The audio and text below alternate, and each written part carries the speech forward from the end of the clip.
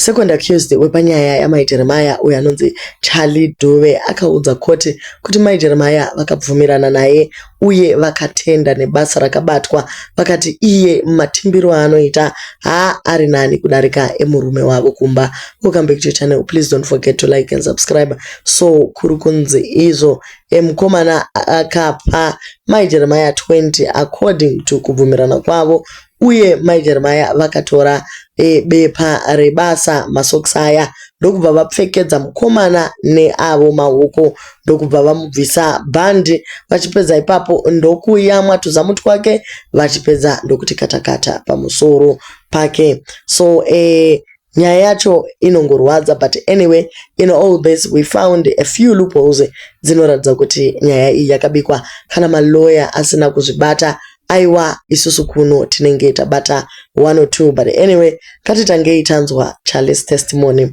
So iye ari kuti, after we met on the day in question in the company of the first accused Thabo Blessing Dube, we went to Joiner City where I disembarked and left my Jeremiah na Dube sitting in the car. I went to KFC where I bought my food and ate there before going back to the car. When I came back to the car, Dube advised me that my Jeremiah vari kutengesa nyama. So I looked back at it to confirm kuti Dube ari kutaura chokwadi here. Ivo vakabva vati yes. I looked at Dube tikaseka yedu. Then I looked at her again and asked if she was serious. Vachibva vati ndizvozvo. I then asked her of the charges and she said she charged $20 per hour. I then asked her that tinonoitira kupi basa rekutimbana iri, ivo ndobva vati handei kulodge.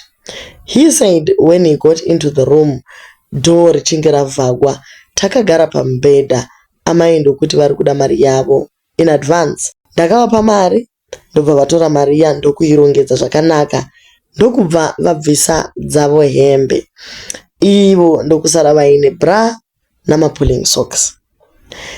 Then she walked to me and I stood up.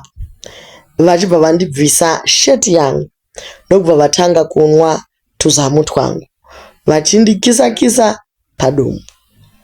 She then got hold of a bhandi rangu ndokuribvisa, vakakontina netuzamu tkuya ndokubva vabvisa trouser remukomana vachibva vamupushira pamubhedha. She asked me kuti masocks ebasa ari kupi, ndichibva ndamudza kuti ari muhomwe. Then she took mapepa aya ndobva vavhura newavo muromo ndokundipfekedza. She removed mapulling socks avo katakata ndokukwira pamusoro pangu. Pavaiita basa ravo vaindibvunza kuti ndiri kunakirwa here uye zviri kufamba zvakanaka here. I then said zvese zviri kufamba zvakanaka. Takazomira after I was done and ivo vachibva varemova socks rebasa riya ndokunditenda zvikuru vakati ndabata basa kudarika murume wavo. She started demanding more money, saying she had given me extra. She said she wanted 500 and I told her that I didn't have that kind of money. Then she said even 300 was okay and I still told her that I didn't have that kind of money. She said okay, tikaenda tikanogeza, then left the lodge for town where I booked an in-drive to take her home. So iyi ndo statement iri kubva kuvakomana vari kuti ivo pakaitika kakuwirirana. Mukomana akatomboenda kuKFC kunodya akasiya vaya vagere, guys kunopinda order repa KFC kundodya oga ugere, vaya vachingo negotiate. Nyaya yacho guys haisi kumeka sense. Chimwe chataona ndechekuti panyaya yekunzi kwai amai ava vakanzi vadye nhengo. Nyaya yenhengo iya haisina kutaurwa zvachose, yatongoskipiwa. Nyaya yekuti mukomana akavhura marecords ekuradza kuti anoshanda kuCIO haisina kutaura. Alright, butiro iri akanga atenga nguvai nekuti akabva kunodya kuKFC nekudzoka. Kwakuuya kuti amai vanotenga, kwakuudzwa kuti mai vanotengesa bota, kwakutoenda kulodge. Saka zvinoreva kuti mukuru ava pese pavari vanogara vane munyu muhomwe vakamirira kuti vandovhima. Vanofamba nezvidziviriro kwese kwavari nekuti hapana pavataura kuti ndakanotenga okupiwa along the way. Dei kwakuchinzi zvoni muloji muya vari kutaura kuti takazosvika pareception tikabhadhara tichibva tapuwa mapepa ekudzivirira.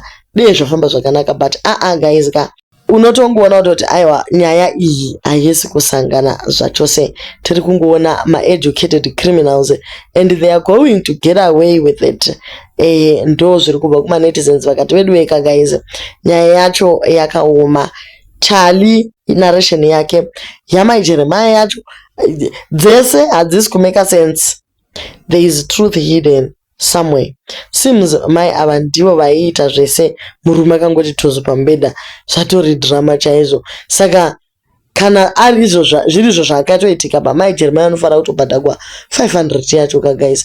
Ko statement reboys razochinja seiko kubva kumasure uku kwakanzi zvoni mai ava vakazotidya nhengo vachiratidza kuti vari kufarira kudya nhengo, iko zvino zvachinja vairuma tuzamo. Nyaya yacho haisi kutosangana guys. Panyaya yekuti Mai Jeremiah vakatoti unogona basa kudarika murume wangu, anga agona chiiko since mukomana ari iye akasundigwa pasi nguva yese anga akarara. Mukadzi ndiye aiita basa rese raingoitika ipapo, anozobvunza seiko kuti unogona kudarika murume. Zvinongoratidza kuti angori mashoko eshaisano ekuda kuvadestroya zvachose to spite. Zvimwe zvacho guys zvakaoma. Vakomana vamwewo vari kuti vakomana havana mhosva, tiri kutya kuti tinotumira vakomana ava vasina chakaipa chavakaita, vakaswera vasungiwa makore akawanda, ivo vaingotiwo vari kungotamba uye vane mahotpens chete. Pane netizen yauya ikati wedwe yane mharidzo yake pagomo ndiye kungoti siya 9 nechibhishu kana wafunga kuvhura go kuma-avenues kwakachipa again. Ko Mai Jeremiah mumota yevarume vaitsvagei havana murume here? Before going he was supposed kuenda nemurume wavo. Vanhu vanogona kunzotsitsi especially madzimai, but hakuna repo yakadai. We have how many men that are in prison that are very innocent. Who remembers the story Mukoma Masimba, falsely accused of rape, spent 15 years or 20 vari mujere, and vakazoburiswa because mwananga akura, and narrated kuti akafurirwa namhomuzi wake. My friend always tell me that a woman is more dangerous kutodarika pfuti izere mabara. Rape culture in Zimbabwe is horrific. I pray kuti Mwari expose varume ava and make sure kuti mukadzi uyu is vindicated. Nyaya yakaoma, but anyway court yati iri kuzopa a verdict anytime soon, so we will keep you posted nyaya iyi ichisvika pakuvharwa, nekuti isusu senyika tatemeswa musoro nenyaya iyi.